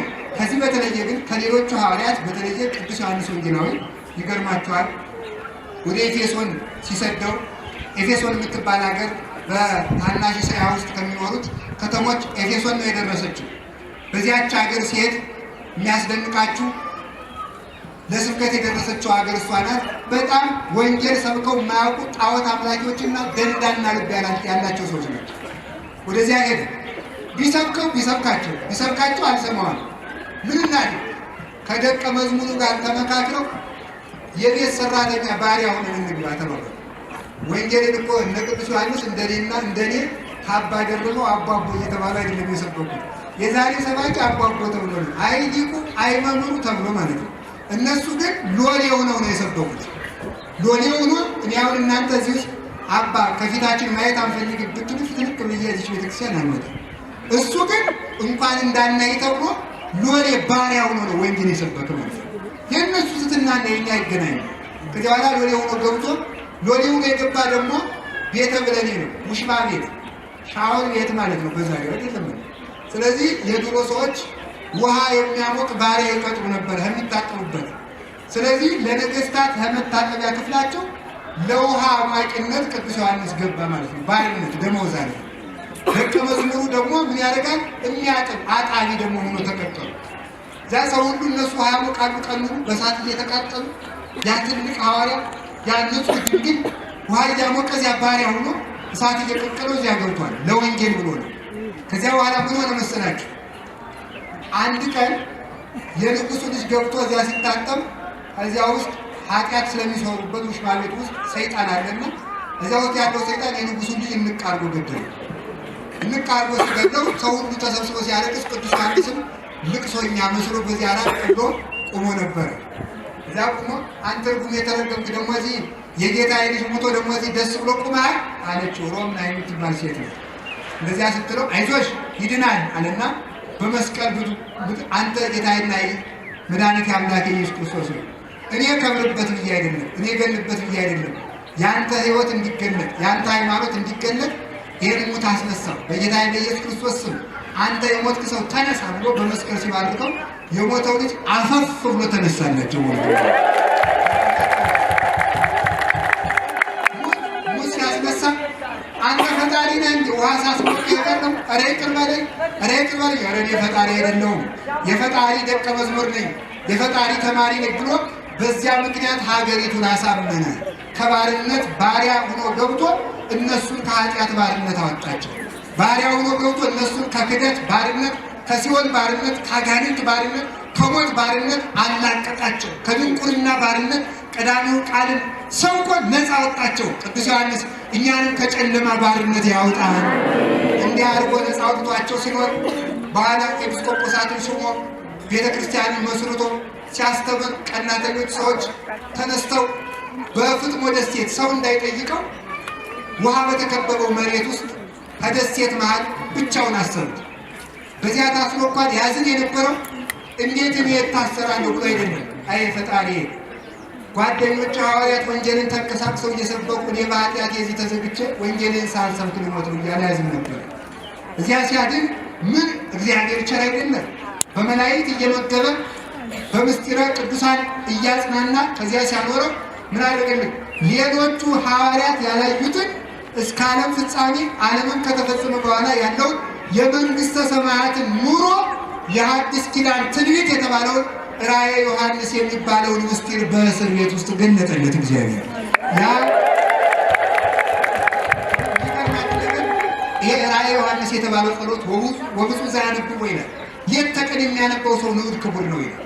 ያንን እያነበበ አንድ ዲያቆን ከሞት ድኖበታል። ይገርማችኋል ማለት አንድ ዲያቆን ከንግሥት ቤት ገብቶ ራእየ ዮሐንስን እያነበበ ሲጸልይላት ከበሽታዋ ትድን ነበር። መቼም ነገረ ሰዳይጠን ነው። ለንግሥቲቱ ራእየ ዮሐንስን እያነበበ ያ ዲያቆን ስትፈወስ የቀኑበት ሰዎች ሄዱና ለንጉሡ ያ ዲያቆን እኮ መጽሐፍ ልደግም ነው እያለ ንግሥቲቱ ጋር ኃጢአት እየሰራ ነው ብሎ ነገር ይሰሩታል። በእጅ እግሩን አስራችሁ ከባህር ላይ ጣሉታል። እጅ እግሩን አስረው ከባህር ላይ ሊጥሉ ሲሉ ይጸልየው የነበረው የቅዱስ ዮሐንስ የራእዩ መጽሐፍ በመልአክ አማካኝነት ነጥቆ ባሕሩን አሻግሮ ከደሴት ላይ ያስቀመጠው። በእውነቱ ራእየ ዮሐንስን የሚጸልይ ቅዱስ ዮሐንስ እንኳንስ እሱን ሞት ሊደርስበት የእሱን ቃል የሚጸልዩ ራእዩን የሚጸልዩ ወንጌልን የሚጸልዩ ሁሉ ሞት አይደርስባቸው። ሁላችንም ከዓይነ ሞት ይጠብቃችሁ። ስለዚህ ምን አደረገ? ከዚህ በኋላ ከዚህ ሁሉ በላይ ደግሞ ምን አድርጎልናል? የመጨረሻ ማስተላለፋት መልኩ ቀዳሚው ቃል የምትለው ነው። ቀዳሚው ቃል ራእየ ዮሐንስ። ስለዚህ አቡቀለምሲስ ይባላል። አቡቀለምሲስ ማለት ራእየ ኅቡዓት ማለት ነው። የተሰወረውን ምስጢር የሚያውቅ ገና በመንግሥተ ሰማያት የሚተረጎም መጽሐፍ የገለጠ የአዲስ ኪዳን ሐዋርያ ብቻ ሳይሆን ነቢይ ነው። ሐዋርያ ትንቢት ነው። እሱ የሐዋርያ ነቢይ ትንቢትን የተናገረ መጽሐፉን የአዲስ ኪዳን ትንቢት ተብሎ ይነገርለታል። ከዚህ ሁሉ የሚደንቀው ደግሞ ቀዳሚው ቃል የሚለው ነው። ዮሐንስ ዘንስር ተብሎ የሚጠራው ከዚህ የተነሳ ነው። የሚያስደንቃችሁ አንድ ነገር ልንገራችሁ። ሱራፌልና ኪሩቤል ሥላሴን ያመሰግናሉ። ምን አድርገው? በክልኤ ክነፊሆሙ ይከድኑ ገጾሙ፣ በሁለት ክንፋቸው ፊታቸውን ሸፍነው አንተን ማየት አይሆንልንም ብለው ነው። በሁለት ክንፋቸው እግራቸውን ሸፍነው በአንተ ፊት መቆም አይቻልንም ብለው ነው። ሁለት ክንፋቸውን ዘርግተው እስከ ዓለም ዳርቻ ብንበር አንደርስብህም ማለታቸው። እንዲህ ብለው ያመሰግናሉ። መንበሩን ይሸከማሉ። ከመያው ኢዮሙ ነበልባሉ ብሏል ሊቁ። ከመንበሩ የሚወጣው እሳት እንዳያቃጥላቸው ፊታቸውን ሸፍነው ፈርተው መንበሩን ተሸክመው ይኖራሉ። ቅዱስ ዮሐንስ ግን ይገርማችኋል፣ ከመንበሩ ላይ ያለውን ቃልን መንበሩን አልፎ ቃል ብሎ ተናገረ። ስለዚህ ቅዱስ ዮሐንስ ይላሉ፣ ተመልከቱ፣ ሱራፌል እስከ ሥላሴ መንበር ድረስ ሲበሩ ዮሐንስ ግን እስከ ሥላሴ ልብ በረረ ይላሉ ሊቃውንቱ። የሥላሴ ልብ ምንድን ነው? አብ ነው። የወልድ ልቡ ማን ነው? አብ። የመንፈስ ቅዱስ ልቡ ማን ነው? አብ። ቃል ቤት ይኖራል? በልብ። ስለዚህ ተመልከቱ፣ ቀዳሚው ቃል ሲል እስከ አብ ልብ ድረስ የበረረ መልአክ ነው ይላሉ። መልአክ ዘበምድር ያሰኘው እሱ ነው። እስከ አብ ልብ የበረረ ቃሉን የተናገረ የሰበከ ሰባኪ ወንጌል ያሰኘው ከዚህ የተነሳ ነው። ስለዚህ ምን ነው ይናገራል? ይደንቃቸዋል። መላእክት ከተፈጠሩ 5500 ዘመን ሲሆናቸው እግዚአብሔርን ቅዱስ ቅዱስ ቅዱስ ቅዱስ ብለው ከማመስገን በቀር ልብ፣ ቃል፣ እስትንፋስ የሚለው ተገልጦላቸው አያውቅም። ስለዚህ ዮሐንስ ይላሉ አባቶቻችን ለመላእክት ወንጌል የሰበካቸው የመላእክት መምህር ነው ይላል። እስኪ የመላእክት መምህር በሉ። እንኳንስ ለእኛ ለሱራፌል ለኪሩቤል ያስተማራቸው እሱ ነው። ስለዚህ ምን የሚይዘው ሊቃውንቱ ምን አሉ? ፈለገ ሃይማኖት፣ የሃይማኖት ወንዝ፣ የሃይማኖት ምንጭ ይላሉ። እስከ ዓለም ፍጻሜ ድረስ የምንመክትበትን ሰይፍ ያስታጠቀን የሃይማኖታችን መምህር ቅዱስ ዮሐንስ ነው። ዓለም እስከሚመጣ ድረስ የሚነሳውን ምናፍቅ ይላሉ አባቶቻችን ቃል በሚለው ማጭድ እያጨድነ በስልጣን ተመልከው በጉባኤው ድማ እያዘራን በስልጣን ክህነት ነፋስ እየለየን ወደ ዓለም እየበተን ፍሬውን እንሰበስባለን። ስለዚህ ቀዳሚው ቃል ከሚለው ምስጢር ሃይማኖት ፈሰሰ። መናፍቃን በዚህ ይረታሉ። በቀዳሚው ቃል ያልተረታ ሊቅ መናፍቅ የለም። በቀዳሚው ቃል ያልረታ ሊቅም የለም። ስለዚህ ዮሐንስ ሃይማኖትን የገለጠ ምስጢረ ሥላሴን የሰበከ ምስጢር ሃይማኖትን ሁሉ የሚገልጥ ከሳቲ ሃይማኖት ነው። የሚደንቃችሁ ቅዱስ ጎርጎርዮስ የሚባል ሊቅ ሥላሴ ሶስት ናቸው አንድ ናቸው፣ አንድም ሶስትም ለኔ ነገር አይገባኝም፣ አንድ ሆኖ ሶስት ሆኖ አንድ እንዴት መሆን ይቻላል ብሎ ሲጨነቅ እመቤታችን አለችው የሃይማኖትን ምስጢር የሚያውቅ ዮሐንስ ነው። ከዚያ ከስዕለ ማርያም እየሄደ ጎልጎሎስ ያለቅስ ነበር። ኧረ እመቤቴ ግለጭልኝ፣ አንድና ሶስት፣ አንድ ነገር ሶስት አይሆንም፣ ሶስት ነገር አንድ አይሆንም፣ እንዴት ያለ ነገር ነው ብሎ ሲጨነቅ እመቤታችን ለዚህ መድኃኒቱ ዮሐንስ ነው ብላ ዮሐንስን ስትልክለት ምስጢረ ኃይለ ሥላሴ እንደ ምግብ እንደ መጠጥ በዝቶ ፈሰሰለት ይላል። በዚህም ደስ ተሰኘ። ስለዚህ እመቤታችን ለሁላችንም የቅዱስ ዮሐንስን የሃይማኖትን ምስጢር ትላክልን፣ ሁላችንንም ከዓይነ ሞት ይሰውረን። ዮሐንስ ያለውን ይህንን ሁሉ የያዙ በእነሱ ላይ የሞት ስልጣን የለባቸውም። ወስብሐት ለእግዚአብሔር። እሺ፣ ስለነበረን ጊዜ አምላካችን ስሙ የተመሰገነ ይሁን። እንግዲህ ዛሬ እንደምታውቁት ጥር 4 ቀን ቅዱስ ዮሐንስ ቅዳሴ ቀድሶ ሕዝቡን አቁርቦ ሲያበቃ ነው የተሰወረ ማለት ነው። ቅዳሴ ቀድሶ ሕዝቡን አቁርቦ ከሞት ተሰውሮ ወደ ብሔረ ሕያዋን ያደረገበት ቀን ነው። ሁላችሁም ደግሞ ከዓይነ ሞት እንድትሰወሩ ቢቻላችሁ በዚህ ቀን አስቀድሱ። አስቀድሳችሁ እናንተም ከሞት ትሰወራላችሁ ማለት ነው። ከሞት ይሰውራችሁ። ቁማችሁ እንደሰማችሁ ክርስቶስ በቀኙ ያቁማችሁ። ፀሐዩን ታግሳችሁ እንደሰማችሁ ከገሃነም ያድናችሁ። የታሰሩትን ያስፈታልን፣ የታመሙትን ይፈውስልን፣ ነፍሳተ ሙታንን ይማርልን፣ የተሰደዱትን ወደ ሀገራቸው ይመልስልን፣ ያዘኑትን ያረጋጋልን። ቅዱስ ዮሐንስ ከሞት እንደተሰወረ ፈጣሪያችን ኢየሱስ ክርስቶስ በኢትዮጵያ ላይ የተጋረደውን የሞት መጋረጃ ሁሉ ይግፈፍልን። ከዛሬ ጀምሮ ሰላም እንጂ ሁከት አያሰማን። አባታችን ሆይ በሰማያት የምትኖር፣ ስምህ ይቀደስ፣ መንግሥትህ ትምጣ፣ ፈቃድህ በሰማይ እንደሆነች እንዲሁም በምድር ትሁን። እንጀራችንን ስጠን ዛሬ፣ በደላችንን ይቅር በለን እኛም የበደሉንን እንደምንል፣ አቤቱ ወደ ፈተና አታግባን ከክፉ አድነን እንጂ መንግሥት ያንተ ናትና፣ ኃይል፣ ምስጋና ለዘላለሙ አሜን። እመቤታችን ቅድስት ድንግል ማርያም ሆይ በመልአኩ በቅዱስ ገብርኤል ሰላምታ ሰላም እንልሻለን። በሐሳብሽ ድንግል ነሽ፣ በሥጋሽም ድንግል ነሽ። የአሸናፊ እግዚአብሔር እናት ሆይ ሰላምታ ላንቺ ይገባሻል። ከሴቶች ሁሉ ተለይተሽ አንቺ የተባረክሽ ነሽ፣ የማኅፀንሽ ፍሬ ቡሩክ ነው። ጸጋን የተመላሽ ቅድስት ሆይ ደስ ይበልሽ፣ ልዑል እግዚአብሔር ከአንቺ ጋር ነውና ከተወደደው ልጅሽ ከጌታችን ከመድኃኒታችን ከኢየሱስ ክርስቶስ ይቅርታና ምሕረት ለምኝልን፣ ኃጢአታችንን ሁሉ ያስተሰርይልን ዘንድ ለዘላለሙ አሜን። ጌታችን መድኃኒታችን ኢየሱስ ክርስቶስ የካህናት አለቃ ይቅር ባይ፣ ለአባቶቻችን ሐዋርያት ሥልጣነ ክህነትን የሰጠ በከበረ ደሙ ፈሳሽነት የዓለምን ኃጢአት ይቅር ያለ፣ በማወቅ ባለማወቅ ከልጅነት እስከ እውቀት የሠራችሁትን ኃጢአት ይቅር ይበላችሁ። አባቶች ካህናት፣ ወንድሞች ዲያቆናት፣ አባቶች፣ እናቶች፣ ወንድሞች፣ እህቶች፣ ሕፃናት ሁላችሁም በዚህ ቅዱስ ስፍራ የተሰበሰባችሁ ከኃጢአት ማሰሪያ የተፈታችሁ ንጹሐን ሁኑ። እኔንም እናንተን ለመንግሥተ ሰማያት የበቃን የተዘጋጀ እንዲያደርገን 12 ጊዜ እግዚኦ መሐረነ ክርስቶስ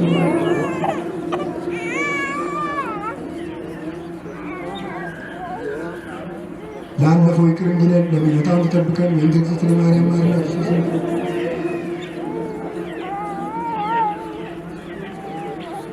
አቤቱ ጌታዬና አምላኬ ንጉሴ ኢየሱስ ክርስቶስ የኔንም ወገኖቼንም ኃጢአት ይቅር በል። የማይሠራ ኃጢአት እግዚአብሔር ይፍታ።